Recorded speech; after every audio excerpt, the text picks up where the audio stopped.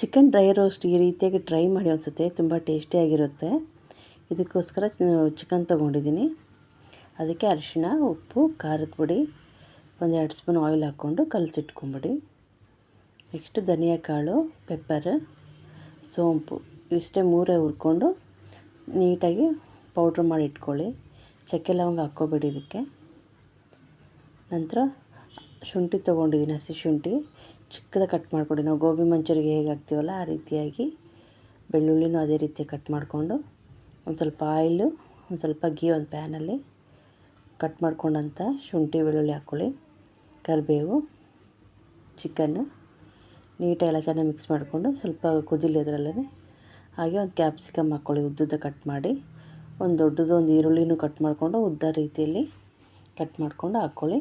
ಉಪ್ಪು ಮತ್ತು ನಾವು ಕುಟ್ಕೊಂಡಂಥ ಮಸಾಲೆ ಹಾಕ್ಕೊಳ್ಳಿ. ಅದು ಚೆನ್ನಾಗಿ ಫ್ರೈ ಆದಮೇಲೆ ಸ್ವಲ್ಪ ಗರಂ ಮಸಾಲೆ, ಸ್ವಲ್ಪ ನೀರು ಹಾಕ್ಕೊಂಡು ಫುಲ್ಲು ಬಾಯ್ಲ್ ಆಗಿ ಬಿಟ್ಬಿಡಿ. ಚೆನ್ನಾಗಿ ರೋಸ್ಟ್ ಆಗಬೇಕು.